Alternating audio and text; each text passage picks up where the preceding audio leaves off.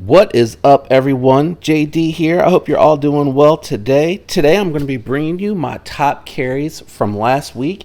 Going to let you know what I had in the pocket on what day and give you a little bit of an update or overview depending on what knife we're talking about. First up, my card on Monday, I brought the Civivi Conspirator out. Still one of, if not my favorite Civivi button lock. I just really like the size and the action and the deployment methods on this one. You have the button lock that you can deploy with. You have the flipper tab, and I like the finger choil and the fact that you can do the reverse flick on it. Really nice ergos. It has nice contouring. I did recently do a forced patina on it without removing the oils that I had already built up from where I normally hold the knife or where I'm actually touching it to deploy it and fidget with it. And I think it really did. It toned down the whites a little bit and blackened it out a little bit more, so a little bit more murdered out. Just a really great knife for the money, and I really do like the Nitro V on the Civivi knives. I think it performs really well, takes a fantastic edge. It reminds me a lot of 14C. I just really like it a lot. Not a lot of people are talking about Nitro V, but I think that is unfortunate because it is a really nice knife. So that was what was in the pocket as my main carry on Monday. Down in the pocket in an organizer is the brand new Civivi Thug 2. And this one here is really been quite impressive for being such a small knife.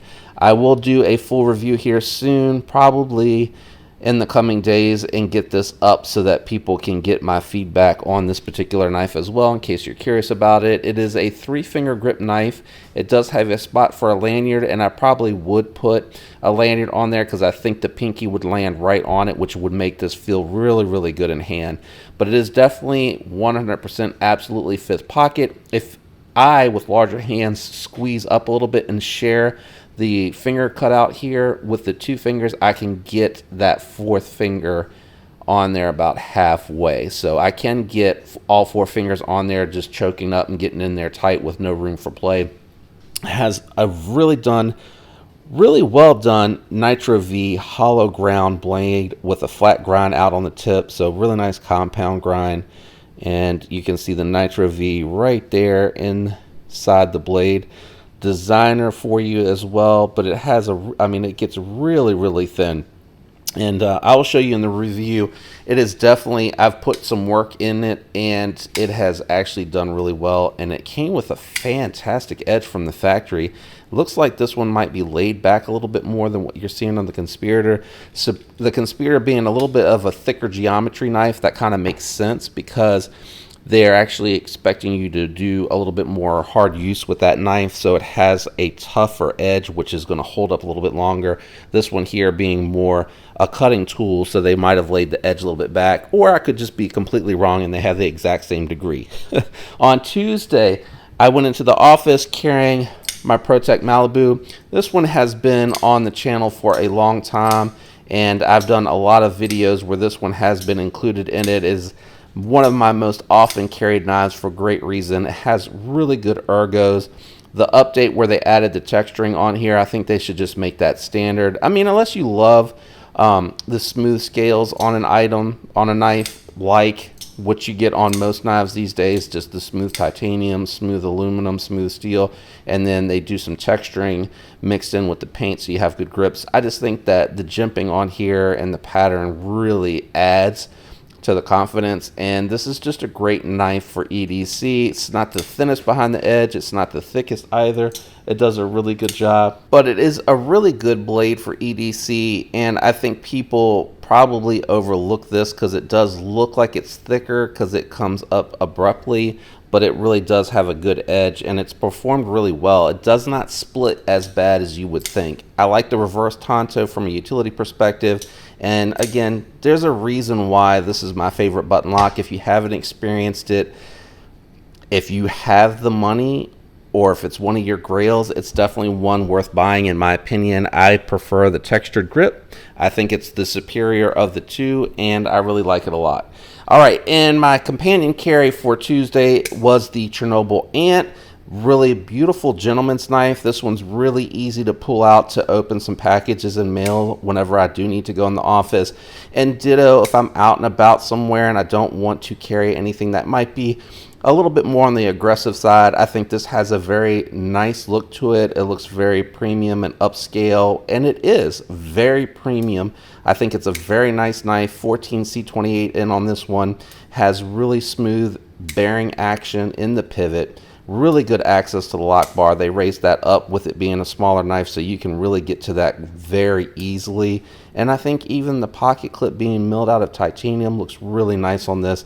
And I like the micarta, and I like the way that the glow resin look on that particular knife. That was my companion carry Tuesday with the Protech Malibu. On Wednesday, I went ahead. I should have probably carried this on Tuesday for Titanium Tuesday, but I really wanted to get the TW Price design Dawn back in the pocket. Bestech did a really good job on this knife. It is getting smoother and smoother each time I carry it. I just cannot help myself but to fidget with it. I love a good front flipper with a good detent. It is very fun to fidget with, and it's very addicting. This one here has one of the thinnest and sliciest blades you can get on an EDC. This is probably even thinner and slicier than the bug out, if not very comparable to that type of blade. Really nice tall flat grind, beautiful side to side finish on the satin. I like the purple pop in the collar just to break it up a little bit so it's not so monochromatic throughout the knife. My only complaint, again, larger hands, hard to access that lock bar. I mean, not hard. I shouldn't say that it's hard. It's a little bit more challenging than it is with other knives that have either the knockdown where the cutout is, or they have it chamfered a little bit more in that middle area. Because this is such a smaller and thinner carry, it's just a little bit harder for me. Pocket clip is just fine. This feels really nice in hand. It has good contouring. The scales and the cutouts feel really good for a larger hand, even though it is exactly 4 fingers. I mean, it fits the hand nicely, so it feels really good. And then the companion carry that day was the Tactile Knife Company Bexar. Still really liking this knife a lot. A little bit of a challenge going from a thicker knife to such a thin knife, but I thought it'd be fun to have both milled knives in pocket that day. The Magna Cut on here for what I'm doing with it works just fine. I know there's a lot of hype going around about Magna Cut. This feels really well done, really nice for an EDC. It's going to perform well. All I'm doing is opening packages with this one and maybe some other light duty cutting. I'm not really breaking any boxes down or anything with that. So anything super steel on this is just fun to have. It's really overkill, in my opinion, on a knife like this. I don't think anyone's grabbing something this thin to spend hours breaking down cardboard or cutting rope out on a boat or anything like that. So again, I think it'd be overkill. It's just fun to have Magna Cut on a slip joint. So that's what I had in the pocket on Wednesday. Thursday, I couldn't resist. I had to pick up the Grail one more time. Chris Reeve, Umnuumzaan. What do you need to say about it? If you know Chris Reeve, you know this has large, oversized phosphoronze washers in the pivot. Really smooth action. Breaks in better and better. Very easy to clean, tune, maintenance. I did pick up the Chris Reeve knife lanyard with the blue just to give it a little bit of pop. I think it looks really good against the dark gray. I like it a lot. Don't know if I would change any of the hardware. Maybe. I'll look around and decide. I'm not a huge Tonto fan, but this is a really nice knife. I do like using that edge to go ahead and do draw cuts for whenever I have any labels. Punctures really well. It has a really good edge from the factory. The S45 VN seems to be doing really well from Chris Reeve. I am trying to use these more so I can form a really good opinion now that I've had 2 knives that they manufacture with the S45 VN. So stay tuned for that. That'll be coming. That was in the pocket on Thursday, and I also companion carried again the Civivi Thug 2 so I could get a little more pocket time with it again for that review. Friday, I had one of my favorites, the Demko AD 20.5. This one here has the Arctic Storm fat carbon fiber scales, backspacer, and it has the Lynch Northwest deep carry pocket clip, which is extremely deep, and it keeps getting smoother. The Austin A is performing just fine. Again, after I use it, I am stropping it. At the end of the day, it's therapeutic to me to do that, so I enjoy it. But you know, what can I say about this? Really nice ergos. Surprisingly feels good in hand. Jimping's in a good spot. I like the shark's foot blade. Works really well, performing well. I've had no issues with it. I think I might have a little bit of stuff there from using it today. Not today, today's Saturday, sorry, using it Friday. But that was what was in the pocket Friday, and I did want a companion carry with that, my banter, so I had a fat carbon fiber Friday going on. What can I say about this that hasn't already been said? This is an excellent basic tool. If you want something that's not going to take up a lot of pocket space, or you want something like I do that's going to be a nice companion carry, because I feel like even pulling this out, not going to draw too many looks. It's going to be pretty thin and slicey while still being robust enough to be used hard. It's a great tool, a great shape, has neutral ergonomics, so feels really good in hand. And I do like this knife a lot. This is another one that I was kind of sad that I waited so long to pick it up. As a bonus for this week, what do I have in my pocket today? I have the SIG K320 made by Hogue. I will be lending this one out to Dave because he's interested in taking a look at it. So when I go to send him his McNeese back, I'm going to send this along with that so he can have a look at this and let me know what he thinks. I am going to strop it up just a little bit to make sure that it has a decent edge so he can cut with it and determine whether or not he likes the S30V from Hogue and what he might think about this particular knife overall. I'm not sure if he's had any experience with a Hogue or with anything that might have an access lock. I haven't seen anything on his channel. I'm sure he's handled it, but I don't know that he necessarily has one in his inventory. So maybe, because the Shaman wasn't the one, maybe this will be one that might entice him to pick one of these up, because this has a little bit more weight than the Shaman, and I think that's one of the things that he looks for in his EDC knives, and it has a really nice finger choil for choking up. So really good use and a fantastic blade shape. I love this knife, and I don't know that I have any room for that, so we're going to stick it off to the side here. And my companion carry with the SIG K320 is my Runt.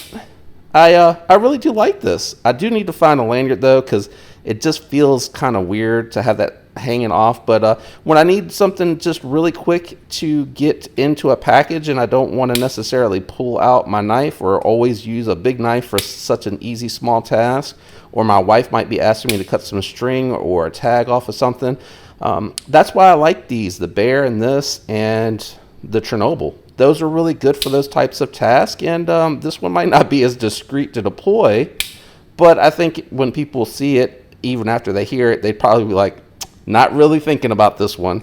But it is a great knife, and again, I really do like the texturing and the color on this, and the build quality from Protech are amazing. I am looking at some more of their lineup so I can look at other knives from them, especially now that automatics are legal to carry in Virginia. That's it. That's everything I had in my pocket. What are you carrying today? What are you enjoying carrying the most here recently? And what are you looking forward to? There's actually some very interesting knives coming out here, and I'd be curious to see what you're thinking about picking up. Or maybe there's things that are coming back in inventory that you've been waiting for that you're excited to either get or be picking up. I appreciate you tuning in. Thanks for all the support. If you enjoyed the video, you can leave a like. Totally up to you. If you want to use the links down in the description, they could help me with the channel and fund buying other knives to review and share with you guys. Totally up to you if you want to use them. Make sure your notification bell is turned on if you're subscribed or if you would like to subscribe so that you don't miss future content. I hope all of you have a fantastic week, and until next time, peace.